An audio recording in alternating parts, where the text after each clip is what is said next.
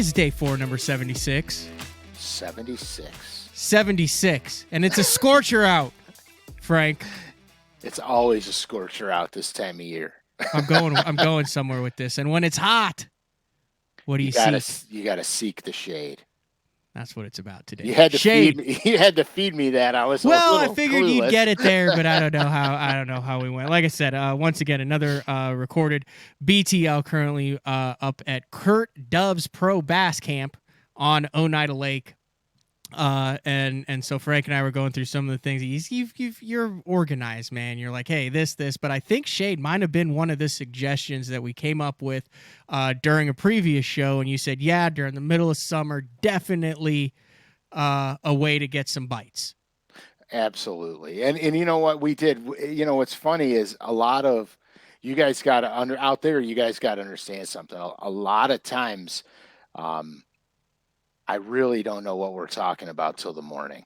There's a lot of shows we just You're not giving on. yourself enough credit. I know for the last couple of shows, I've been getting transfers and stuff at 1, 2 in the morning with down imaging and diagrams and photos. And you put your time in. There's sometimes where we really prepare. So, you know, like last week's treetop show, really prepared. Week before that, structure show, really prepared. The grass show we did, really prepared. A lot of times we get on and it's, you know, we just talk. The shade show you brought up last time, I thought. Yeah, I'm a big shade guy, especially after covering the West Coast. Right. Because there have been numerous U.S. Opens won on shade lines, particularly when they had it back in the summertime, and it always intrigued me. And then I've experienced it a lot. We love talking about Lake of the Ozarks. I've experienced it hardcore on Lake of the Ozarks. That was even earlier in the year. But I had a 3-hour bite window in a regional in 2017 where I would look back and tell my co-angler, it's okay, they don't start biting until noon. And he's like, what are you talking about? And I said that the shade, it's got to get there. And I was skipping a little brown jig in there. Sure. And sure enough, you know, you'd go down. Of course, you'd go down and nothing. And it'd get to noon. And, you know, they're back there antsy, changing lures every 30 seconds. And then all of a sudden you go down and donk, donk, donk, donk, donk. There's a limit in 3 docks. 100% shade. 100%. That's how shade works. And the clearer the lake, the more important it becomes, actually. But then I also, you know, went back to the show we did last week, and I've got to pull it up here. But I wanted to show something else that you're going to get into today that I'm excited. And we didn't mention it last week, but I noticed something about this. All right. There it is from the standing timberline. What do you notice about that down imaging view there, Frank? There's shade. There's a lot of shade in that pit. That's underwater. That's underwater trees and 15, 20 foot, right? You know, down. But look at this whole region right here. That's all shade. That Absolutely. Is underwater shade. Right, and there is a lot of underwater shade that people don't realize. And I will get into some of the real nitty-gritty shade spots, too. And I'll give you examples. Just remind me of... that's hard when I can't remember. St. Lawrence. Just remind me of the St. Lawrence shade, and I'll tell you about the shade.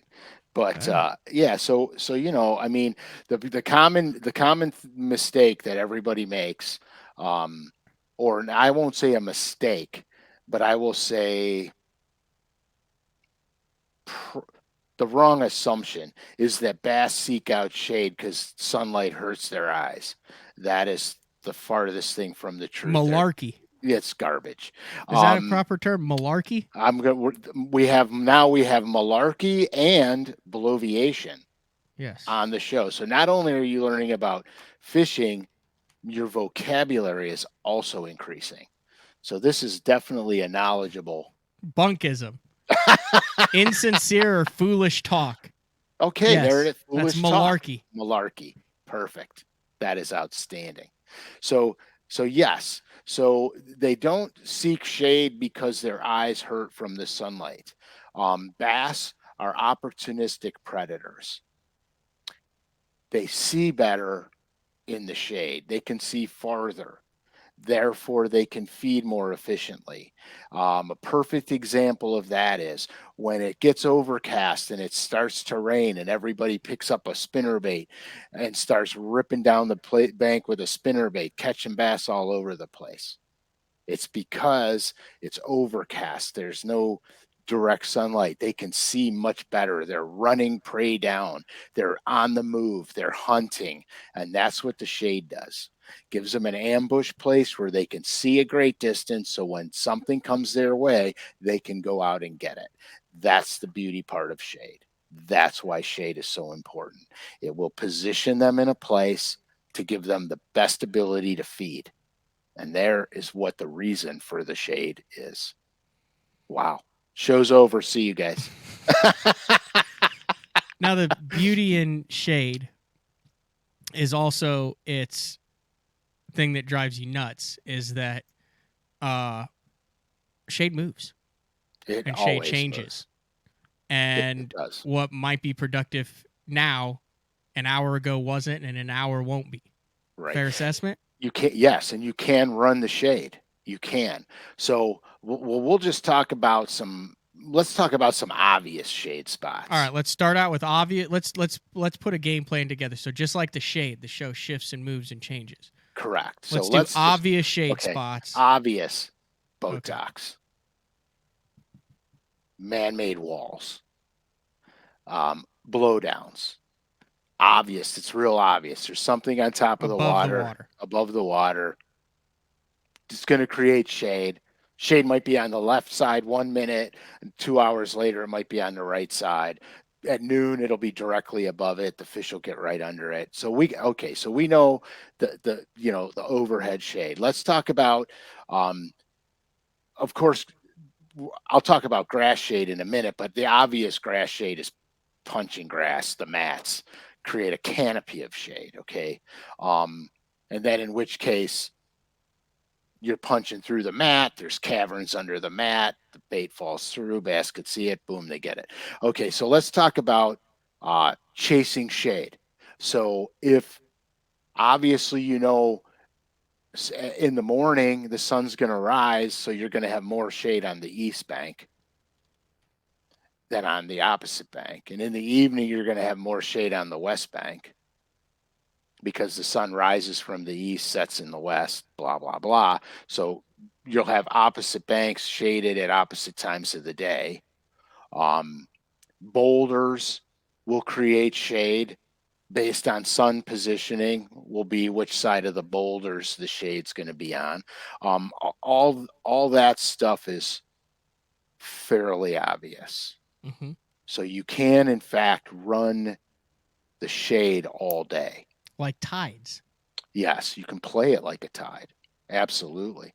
And different creek arms, different pockets might give you a different shade benefit, even though they're not, traditionally east or west or whatever, based on if they bend and twist in, one might create shade, or if they're super steep pockets, steep walled pockets, you'll get shade. Canyon reservoirs offer shade in a lot of places. Even bluff walls offer shade. Even when the direct sunlight's on the bluff walls, they offer shade because there's undercuts in them and there's little caverns. There's rock spills that fall down and create. So there's shade in a lot of places that even if it's getting direct sunlight, may actually have shaded areas on it. So you got to, when you're talking about fishing shadows, you have to understand that just because the sun's on something doesn't mean there's not something underwater creating an ambush spot for a bass. Some of the best smallmouth fishing I've done has been in the shadows of cracks. The St. Lawrence, for example, I ran to Chameau Bay, mm-hmm. and I went into a section of Chameau, and when I got there, it was kind of the lighting that it wasn't noon. Okay. It was in the morning. I fished around. I caught some fish on some grass edges, typical places you think you're going to catch the smallies up there.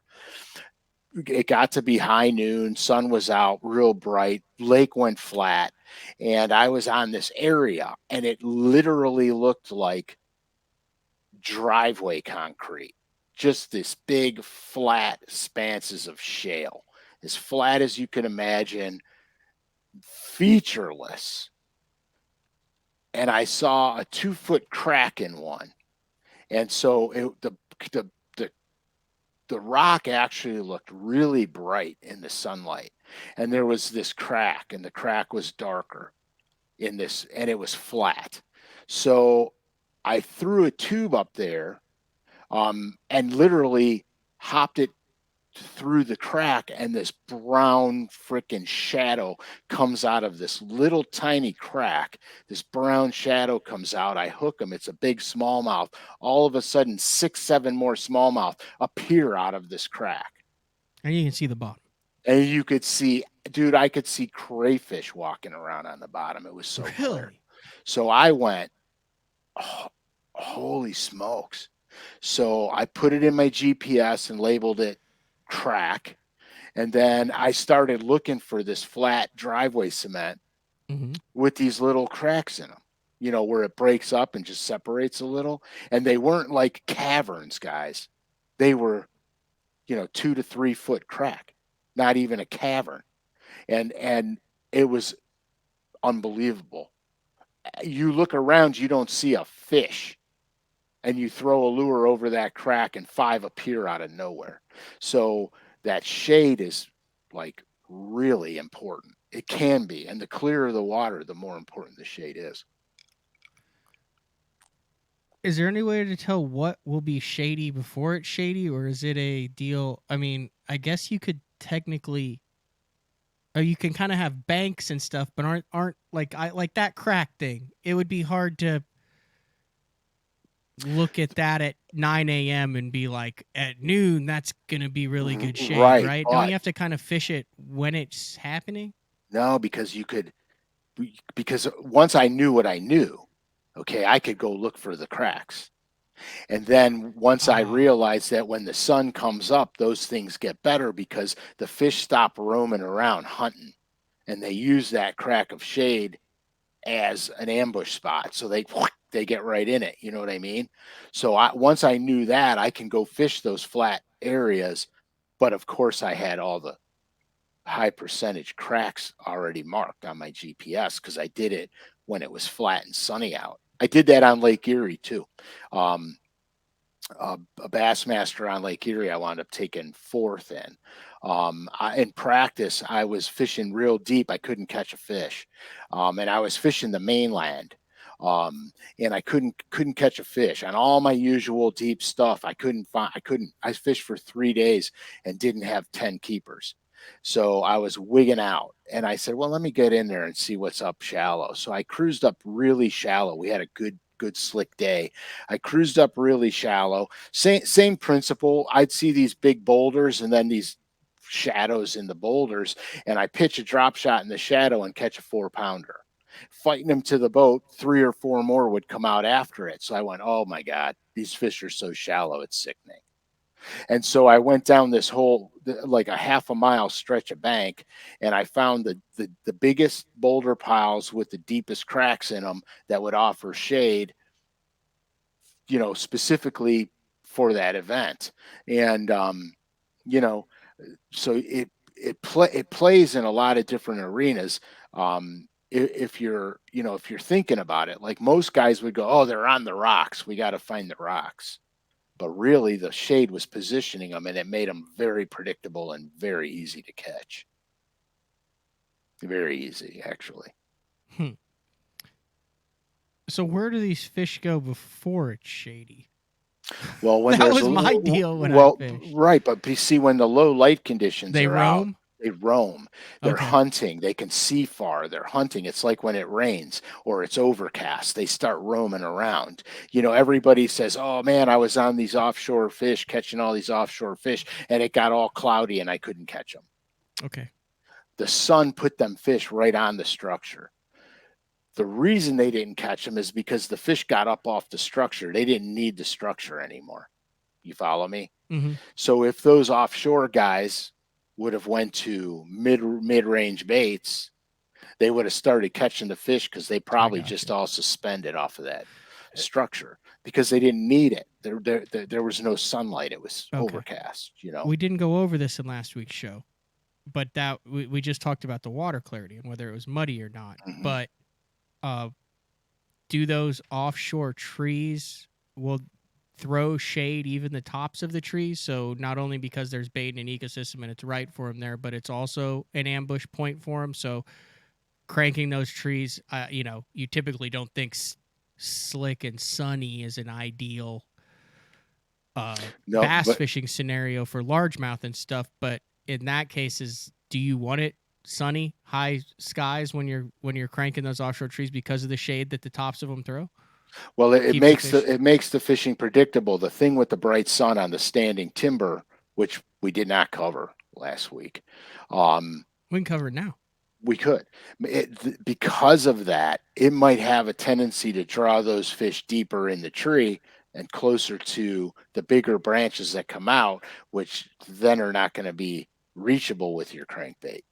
You follow me? Uh-huh. It may have the opposite effect on them.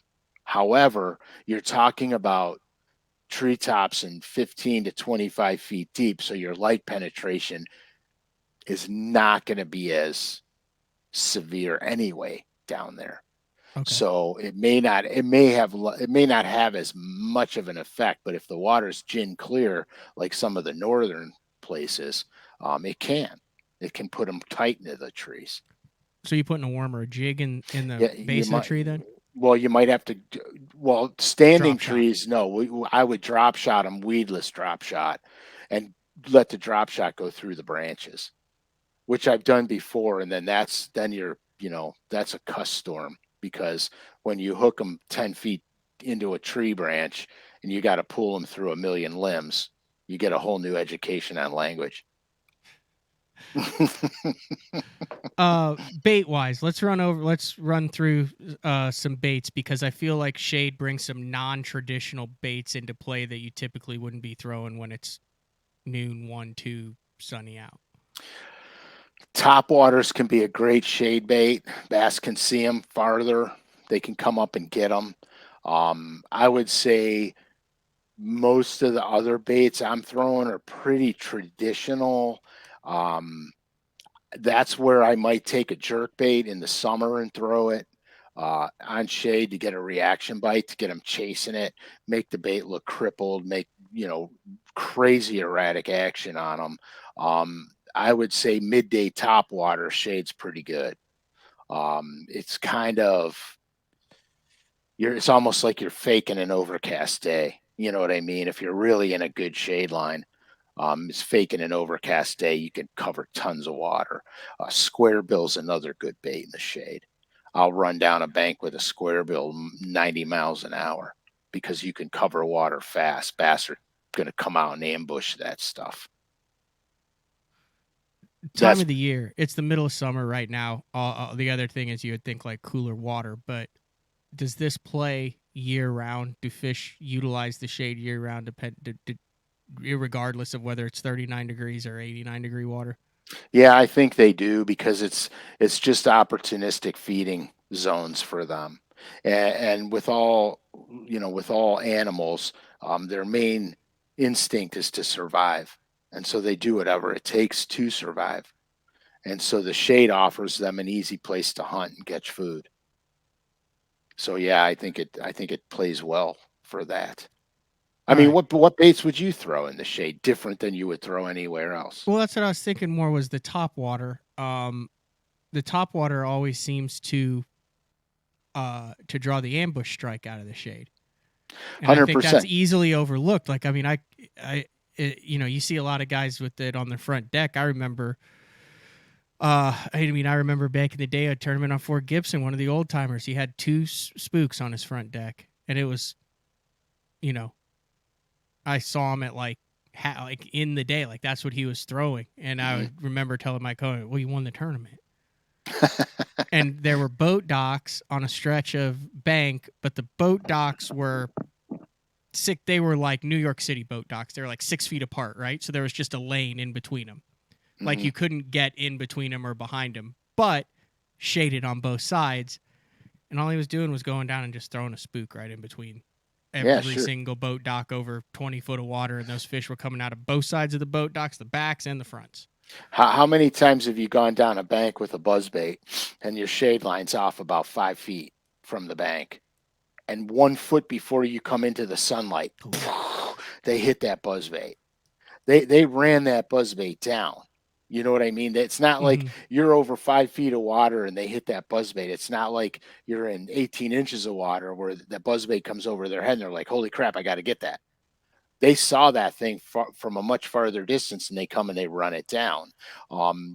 Top waters to me is probably the most obvious that you wouldn't think about, but you kind of really would think about it because it's kind of obvious. Yeah, frog Yeah, especially. A frogs. lot of the guys throw frogs. Jason, D, like all the frog guys, will They throw a frog in, get it to the shade, the undercut bank, underneath the stuff. overhanging tree, the Right. under the dock, and Right. that's all shade related.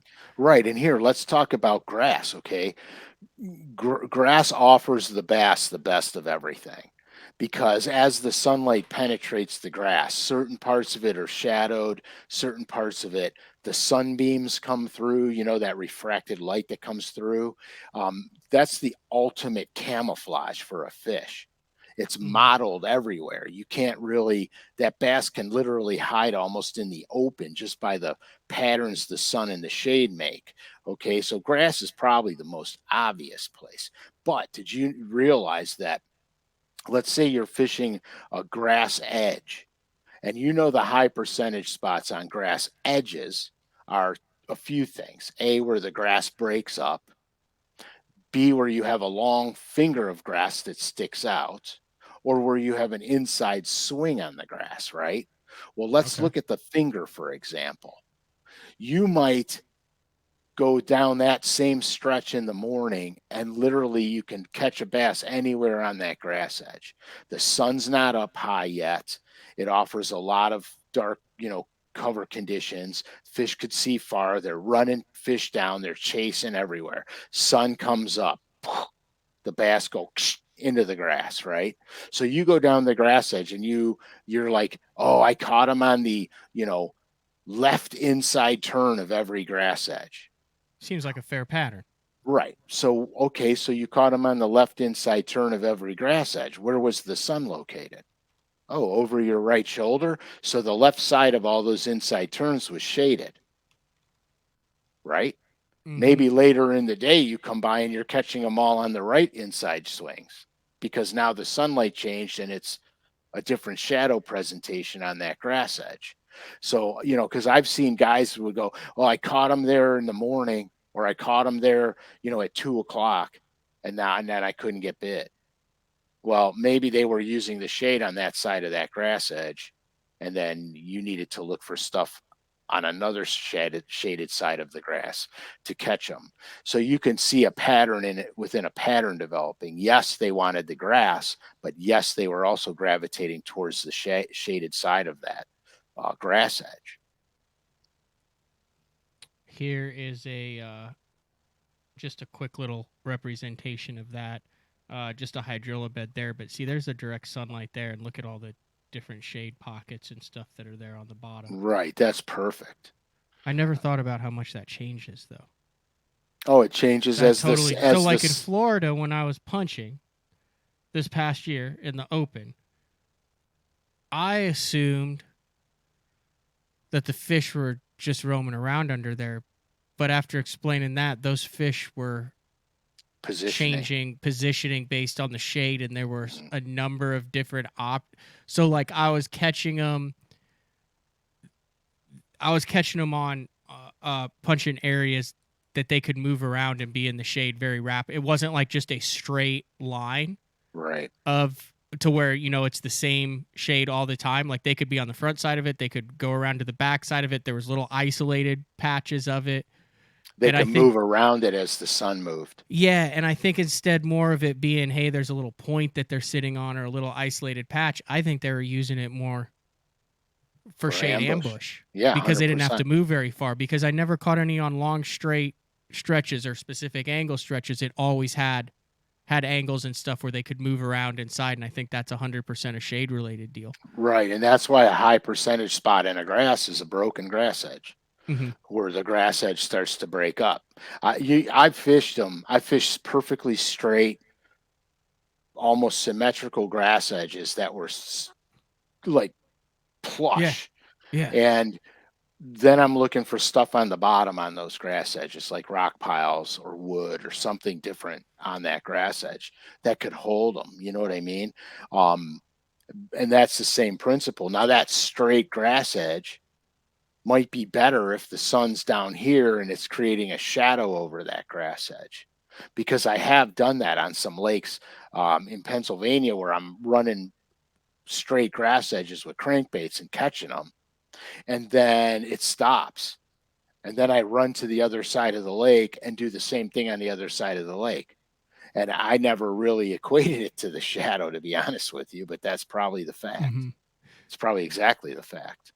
Well, 2 months ago now we did the show on the 4 major blowdowns or laydown cover. Yeah. On top of it, you talked about one of the obvious shade structures would be a laydown.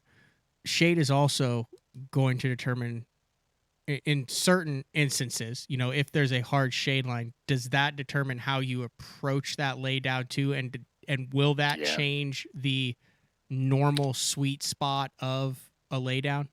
Well, yeah, absolutely. Because here, let's think about this. I'm thinking of an illustration.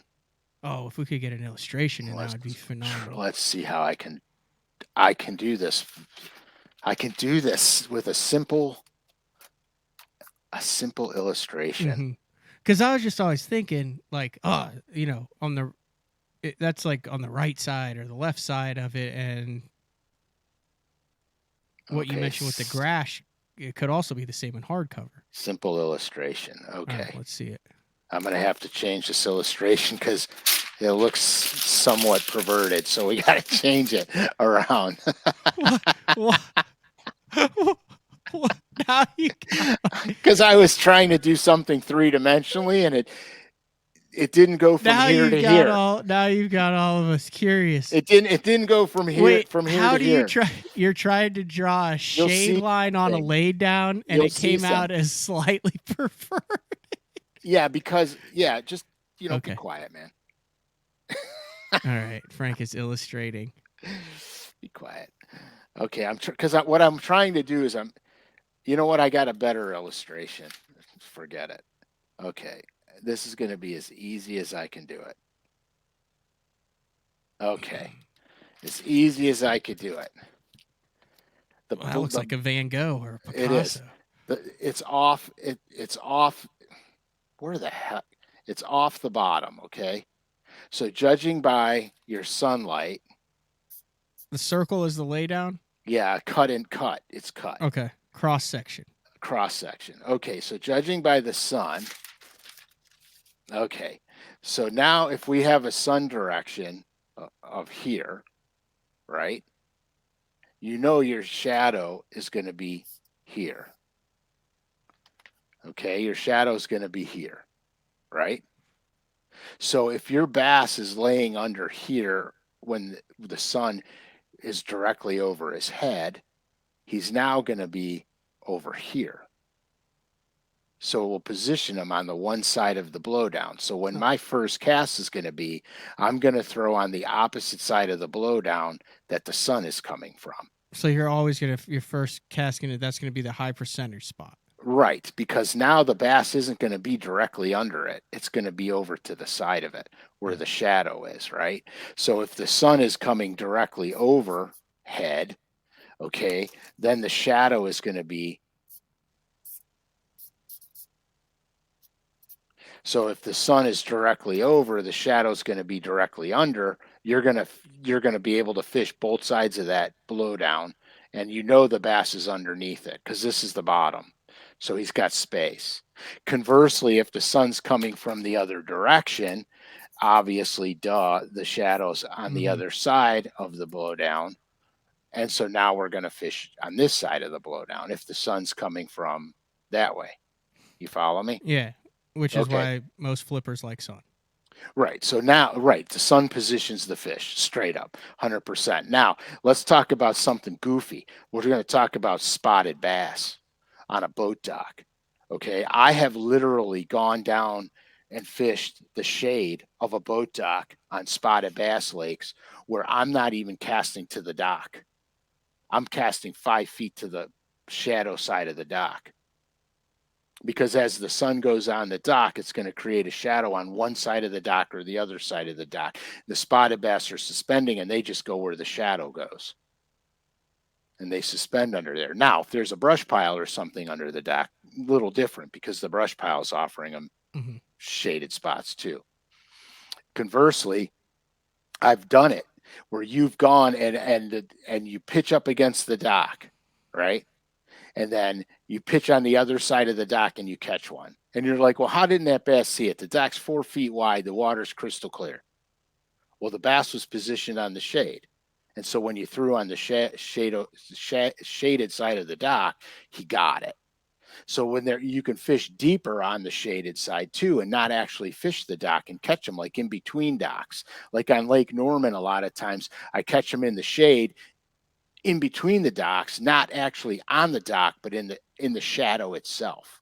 It's shadow of boats too. I've gone in marinas where you're throwing like a break-in shad or a super fluke style bait, fishing right up against the sides of those big sailboats, but on the shadow side of the sailboat and catching them.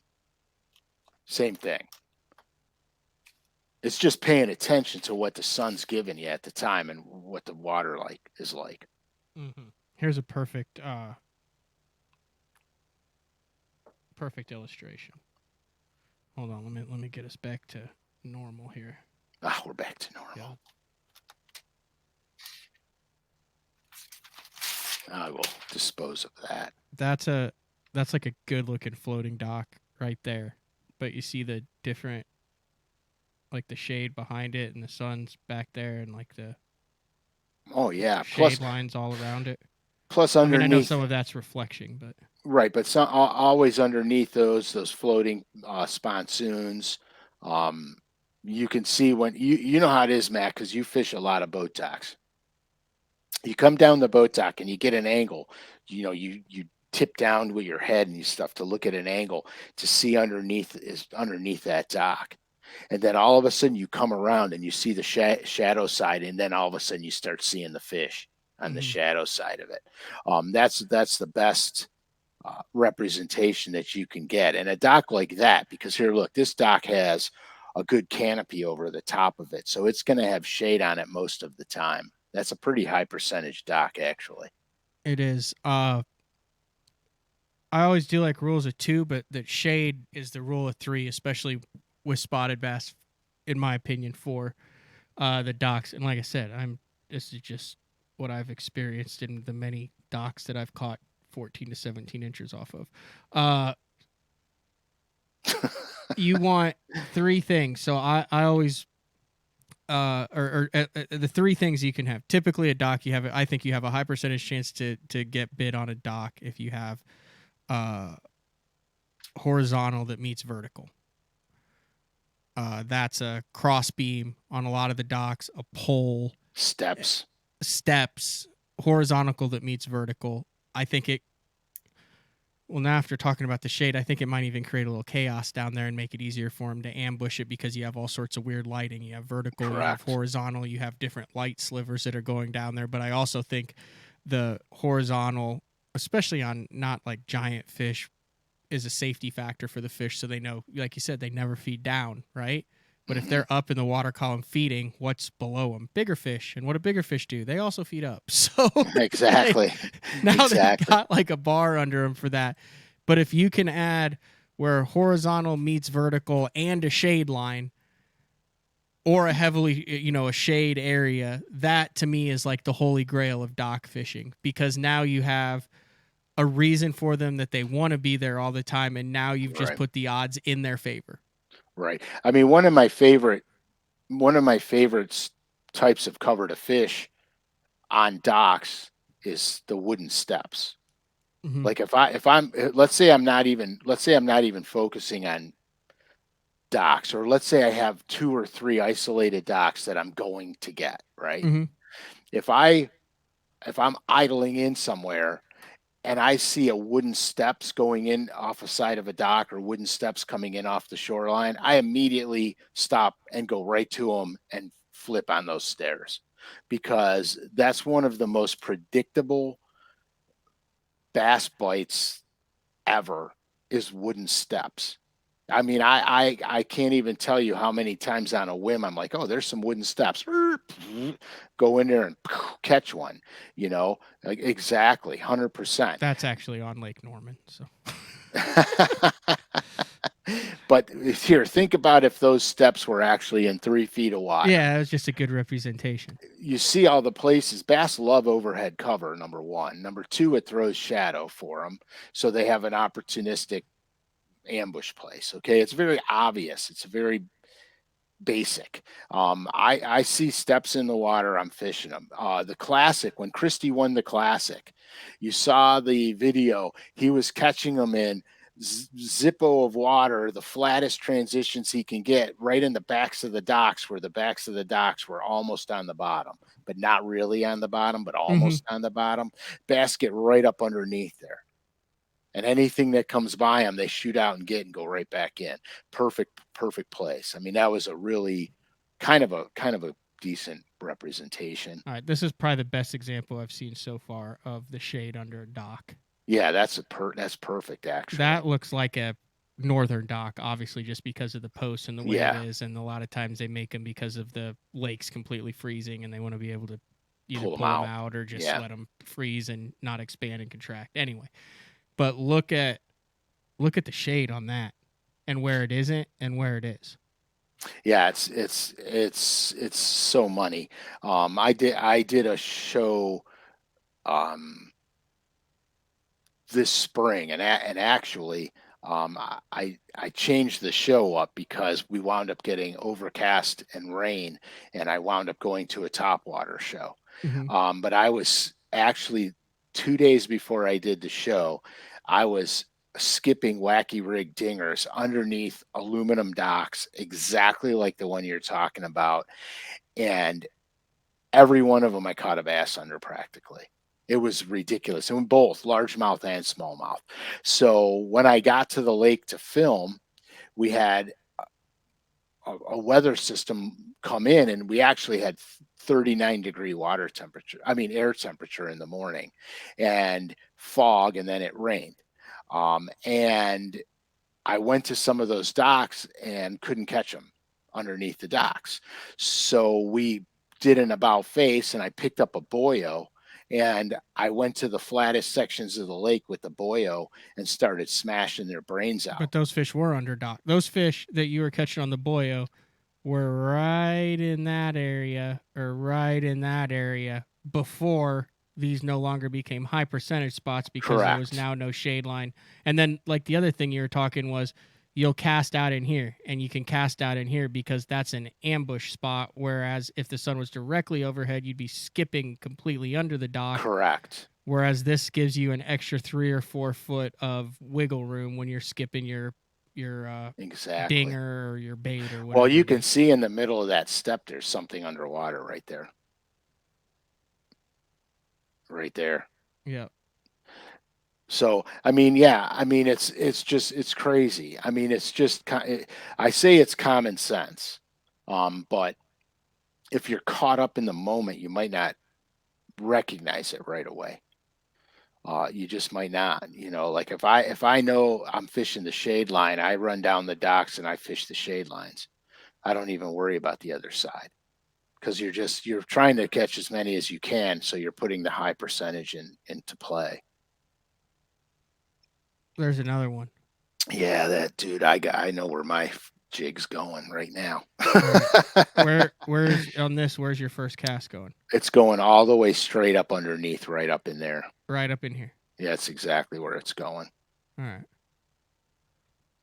Do you think they like the steps not only because it's on top of them, but because it also breaks up the light penetration and makes it easier to ambush? I've never thought about this before, Frank. I would say yes, but I know for a fact that bass love overhead cover, and those steps give them overhead cover.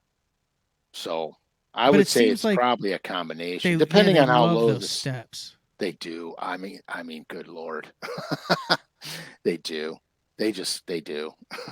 I mean, man, how many times have you skipped underneath a pontoon boat and caught them? A fair amount, but not as Exactly. much as steps. No, steps are so money. They are just money. More of a ambush feeding bite too. It seems like when you get in the shade, when you put it up in that gnarly stuff, it seems like they really get it. You hardly ever. Yeah, It you're might be not hard to get out, but I mean those fish want to eat it. yeah, you're not guessing. You're not guessing. I was doing a square bill thing one time, and we were on I can't remember if it was Norman or Kiwi. No, not Kiwi, Little Mountain. Anyway, I don't remember what lake it was, but there was a old rickety piece of crap aluminum dock. Okay, and I mean, like I wouldn't have walked on the dock. That dock looked like it was, one step ready from an accident. And on the other side of the dock, there was a stump, a cut stump.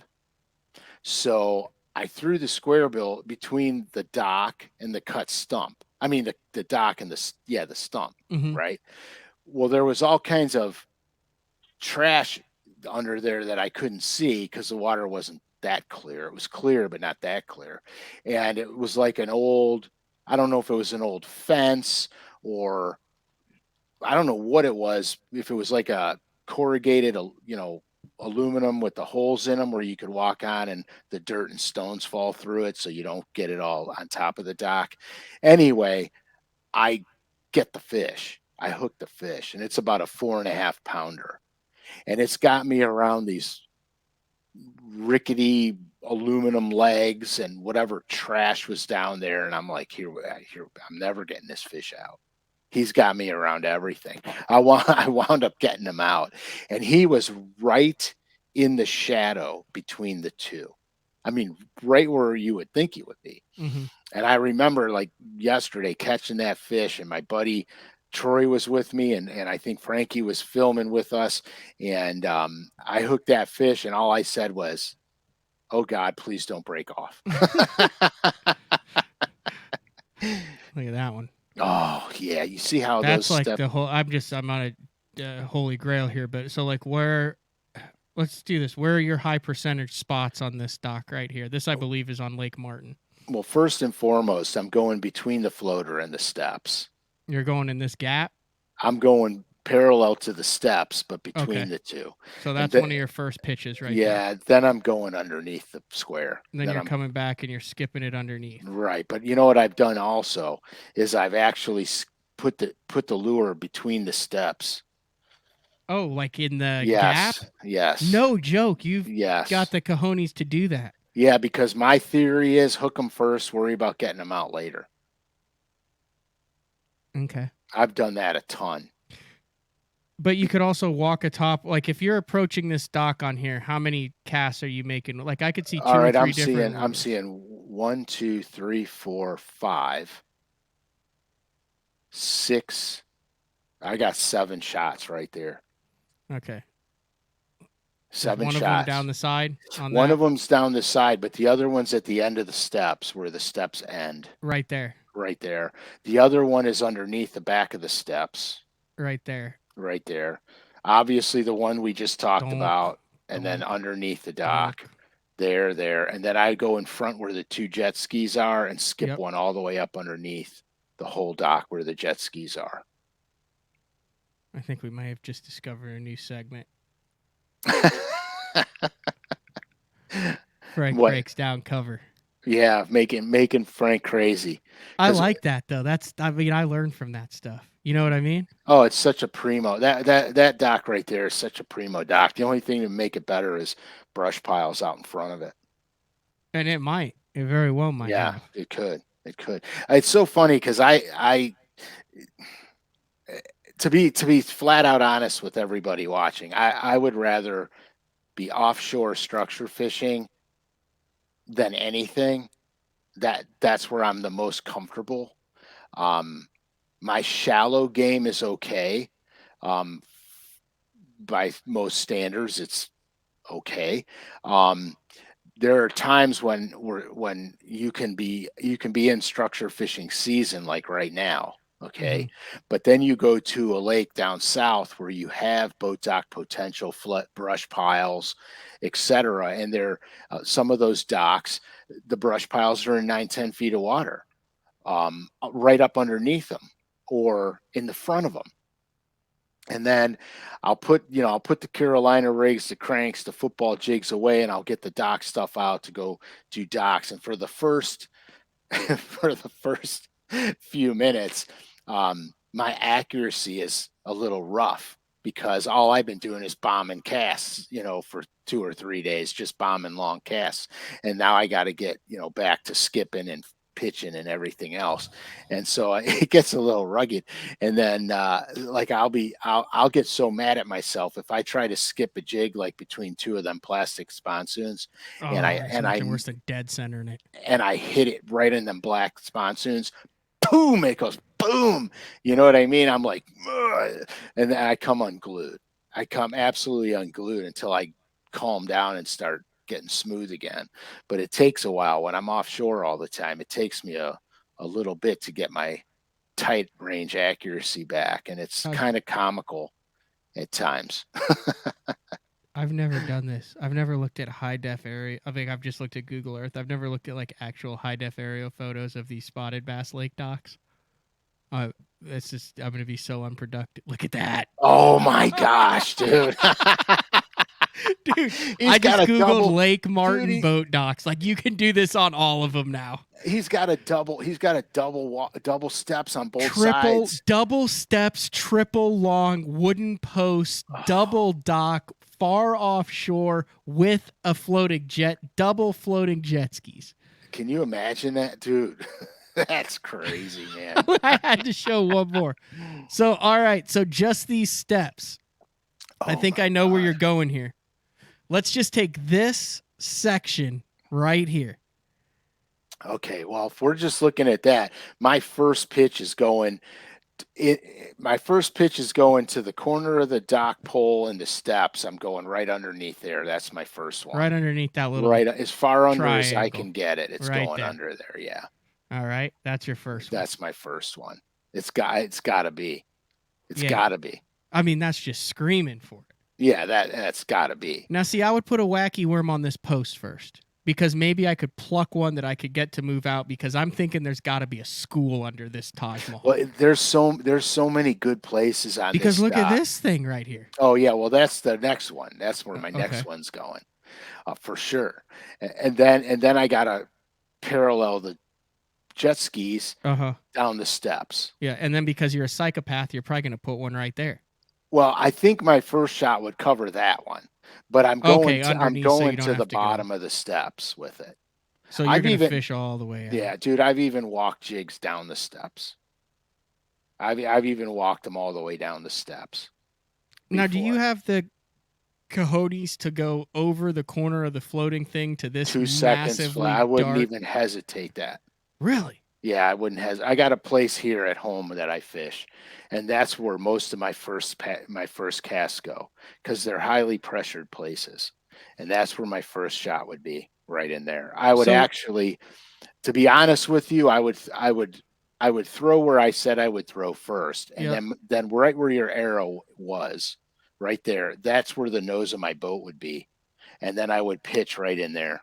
I got you. So you'd rather go over the steps than over the corner and the steps. Right. I want to be where I can get them up. At worst case scenario, I can get them on the boat dock. All right. So I'm seeing like one here, one here. I'm just saying one. I'm just saying these are areas in here. So if your boat is coming from the right to the left on this thing, you're gonna go here, here, here, here, here. Stop here, do this, come out, fish all these steps all the way down in front, all the other side, here, here. Then you're going to ease around. You're going to go to the back side. You're going to skip all this stuff on the back. You're going to get on the back, and then you still have another half to go. Is that a half-hour dock if you're getting bit? A half hour? No way, dude. That's 10 minutes, man. Really? You go in there, you pluck them out. Unless I start catching them off the face of it. Okay. the flat platform, if I catch them off the flat platform, now we got to think about something here. What's the brake line doing underneath there? How much potential is there for a school of suspending fish? That's kind of what you're thinking about. But I would cover this dock so fast it would be sickening. Because I think that you're going to get aggressive bites from it. There's so many ambush spots, and if there's multiple fish under it, they're going to be aggressive because they're going to fight for the bait. But a fish on the right side of these Taj Mahal steps isn't going to run over to this side, so you're basically going to get. I mean, you could technically have this dock could be home to. You talk about in your past shows. You have your pelagic fish, your like kind of resident fish, and where they make like this. I feel like this dock could be used for bass that like don't ever leave it. Yeah, that right. This dock right here has the potential for multiple fish. This could be a limit dock, actually. Yeah. And after I'd come back in the middle of the night sinking brush piles on it, it would be. I'm sure they would love you, Frank. They would. Anytime you see a dock that clean, you can almost guarantee there ain't a brush pile near it. All right. Well, that's my new hobby. Google Earth high def. No, it's not even Google Earth. It's just typing in docks on lakes that have a lot of docks. Oh yeah, it's great, man. And I like that one because no cables. You can get all the way around it. It's way offshore. That's pretty, and it was all that fake wood too. Yep. What else we got on shade? We got anything else on shade? Nah, shadows are pretty easy. I mean, it's pretty easy. Mm-hmm. Shade, shadows. Shade, shadows. I think it's good to bring it to light, though. Like I said, not a super. But we won't be throwing any shade on this show.